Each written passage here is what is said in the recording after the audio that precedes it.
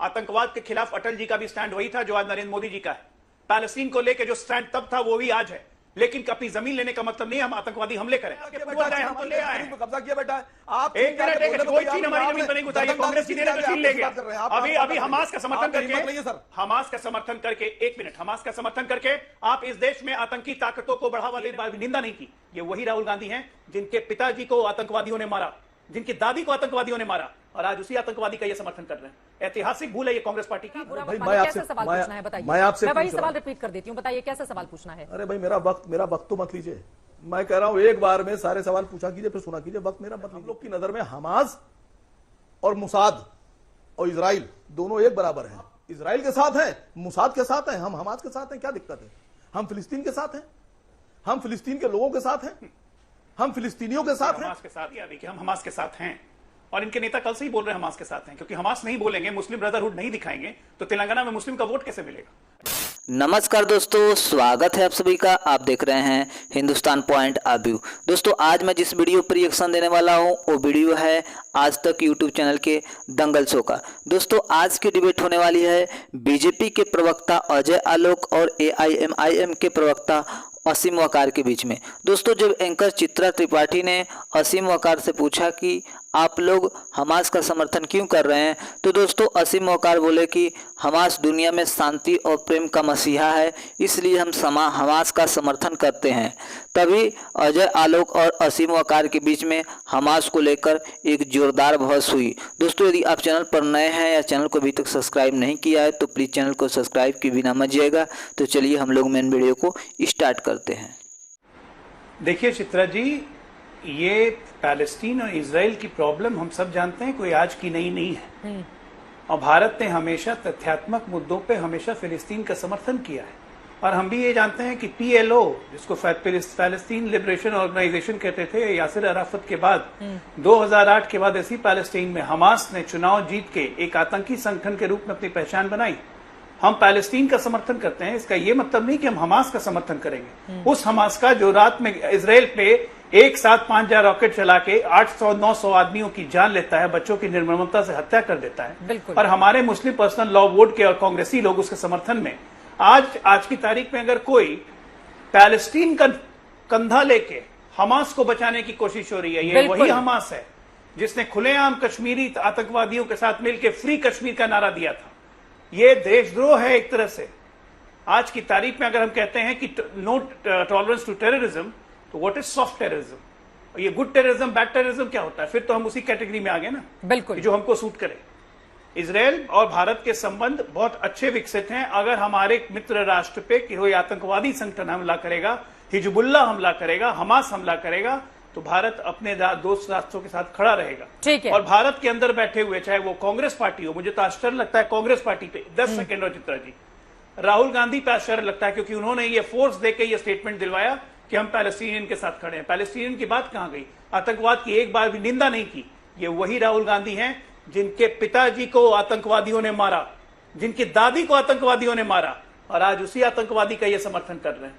ऐतिहासिक भूल है ये कांग्रेस पार्टी की। मुझे लगता है माफी मांगनी चाहिए और CWC रेजोल्यूशन ठीक है, लेकिन फिलिस्तीन के संदर्भ में राष्ट्रीय दल की ओर से अजय आलोक जी कहा गया है कि अटल जी के वक्त में भी तो हम फिलिस्तीन का समर्थन करते रहे थे। इस पर आप जवाब दीजिएगा, लेकिन एक एक टिप्पणी बाकी मेहमानों से ले लेती हूं। सैयद असम वकार साहब, आपके पास आते हुए, अब फिलिस्तीन के कंधे पर बंदूक रखकर यह हमास को बचाने की कोशिश तो नहीं की जा रही है। हिंदुस्तान के भीतर इस तरह की आवाजें एक ऐसे मुद्दे पर जिस पर बेहद संवेदनशीलता और कम से कम पूरे देश को एकजुट होकर बोलने की जरूरत थी, उस पर ये अलग अलग सुर क्यों सुनाई दे रहे हैं वकार साहब?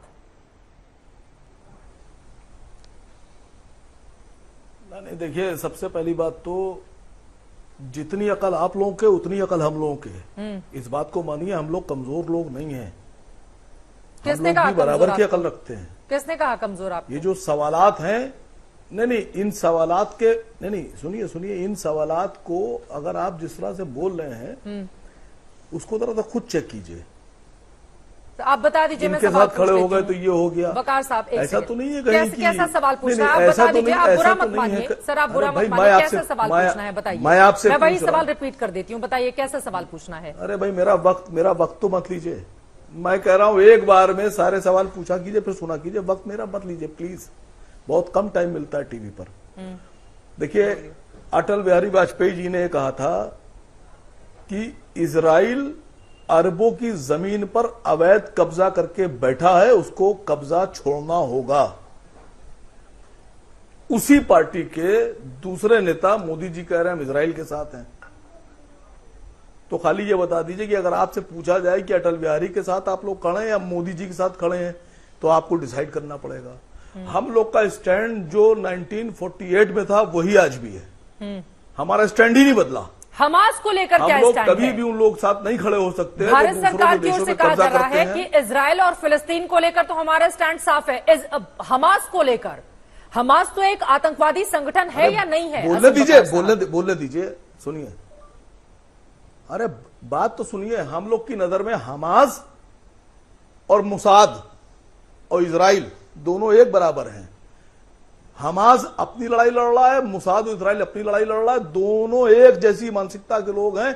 आप इजराइल के साथ हैं, मुसाद के साथ हैं, हम हमास के साथ हैं, क्या दिक्कत है? हम फिलिस्तीन के साथ हैं, हम फिलिस्तीन के लोगों के साथ हैं, हम फिलिस्तीनियों के साथ हैं। हमास के साथ भाई विश्व बटा हुआ है। पुतिन ने फिलिस्तीन का समर्थन किया, ईरान ने फिलिस्तीन का समर्थन किया। मोदी जी के दोस्त, मोदी जी जिसको बढ़कर गले लगाते हैं, उनका नाम है मोहम्मद बिन सलमान MBS, वो फिलिस्तीन के साथ हैं। समझिए पहले बात को मेरी। जिसको आप लोग सर पे बिठाते हैं MBS आ गए, MBS ये MBS, वो फिलिस्तीन के साथ हैं। और दुबई और UAE जो है वो इजराइल के साथ है। तो UAE का अपना स्टैंड है, MBS का अपना स्टैंड है, अरब का अपना स्टैंड है, आसिम वकार का अपना स्टैंड है, हाँ। अजय आलोक का अपना स्टैंड है। हाँ। भाई आप अपना पक्ष रखिए, हम अपना पक्ष रखते हैं। बिल्कुल, लेकिन आतंकवाद की तो मजम्मत करनी पड़ेगी ना। के साथ आतंकवाद अगर हमास के ऊपर आरोप लगे हैं, ठीक है सर, आपकी बात हो गई। मैं अजय आलोक जी से जवाब ले लेती हूँ। शंकर प्रसाद जी भी हमारे साथ जुड़े हुए हैं। एक लाइन बोल दूं? नहीं, एक लाइन और बोल दूं? बोले सर। एक लाइन बोल दूं, फिर मत दीजिएगा टाइम। एक लाइन बोल दूं। हम झांसी रानी के साथ थे, हम झांसी की रानी के साथ थे। अब जो लोग अंग्रेजों के साथ थे वो इजराइल के साथ हैं। हम लोग भगत सिंह, अशफाकुल्लाह खान, राम प्रसाद बिस्मिल के साथ थे। ठीक है, अब मैं जवाब ले लेती हूं। वकील भगत सिंह का मुकदमा लड़ रहे थे कि भगत सिंह को फांसी हो जाए। ठीक है, भगत सिंह को फांसी हो जाए, राम प्रसाद बिस्मिल को फांसी हो जाए। वो लोग आज इजराइल के साथ हैं, क्या प्रॉब्लम है? अजय आलोक जी, उनकी बातों पर आप जवाब दीजिए, फिर बाकी मेहमानों के पास जाऊंगी। वो कह रहे हैं हमारे लिए हमास और मोसाद में कोई अंतर नहीं है। देखिए, सबसे पहली बात है वकार, बिल्कुल ये तो ये कहे कि हम, इन्होंने कह दिया भी कि हम हमास के साथ हैं, और इनके नेता कल से ही बोल रहे हैं हमास के साथ हैं, क्योंकि हमास नहीं बोलेंगे, मुस्लिम ब्रदरहुड नहीं दिखाएंगे, तो तेलंगाना में मुस्लिम का वोट कैसे मिलेगा? यही काम कांग्रेस पार्टी भी कर रही है कि इनके असदुद्दीन ओवैसी के बोलने के 1 घंटे के बाद तुरंत रेजोल्यूशन पास कर दिया। पैलेस्टीन का कंधा ले रहे हैं आप। पैलेस्टीन के निर्दोष लोग मारे जा रहे हैं इस हमास के चक्कर में। आज जो इजराइल वापस कार्रवाई कर रहा है उसमें पैलेस्टीन के निर्दोष जनता भी मारी जा रही है। इसके जिम्मेदार कौन रहेगा? अगर 1 मिनट बीच में नहीं। और दूसरी बात, जमीन अटल बिहारी वाजपेयी, तालिबान का अटल बिहारी वाजपेयी का आप एग्जाम्पल लेते हैं, उनके कंधे का सहारा ले रहे हैं। एक एक करके, ठीक है, आसिम वकार साहब उनकी बात हो जाए, वो आपके बीच में नहीं बोल रहे थे, फिर उसके बाद आप बोलिएगा, उनकी बात हो जाए एक बार। वकार सैयद, अब बोलिए, अटल जी को लेकर सवाल पूछे जा रहे हैं कि अटल जी के समय में स्टैंड कुछ और, मोदी जी के समय में स्टैंड कुछ और। अगर बिल्कुल नहीं, स्टैंड कुछ और है। आतंकवाद के खिलाफ अटल जी का भी स्टैंड वही था जो आज नरेंद्र मोदी जी का है। पैलेस्टीन को लेकर जो स्टैंड तब था वो भी आज है। लेकिन अपनी जमीन लेने का मतलब नहीं है हम आतंकवादी हमले करें। हमारी जमीन पीओके ले रखा है। असीम वकार साहब, चलाए भारत एक साथ 10,000 रॉकेट पीओके पे। अक्साई चीन, चाइना ने कब्जा किया हुआ है। हम भी आतंकवादी बन जाते हैं, मारते हैं 10,000 रॉकेट अपनी जमीन लेने के लिए। जस्टिफाई करेंगे इसको आप? निर्दोष लोगों की जान लेना जस्टिफाई करेंगे आप? आतंकी संगठन को कैसे कोई जस्टिफाई कर सकता है भाई? अरे सर, आप तो गलवान देकर आप बातचीत से मसला हल करेंगे ना। आप तो गलवान, क्या आतंकी घटना करके मसला हल करेंगे? कहां चीन से लड़ने की?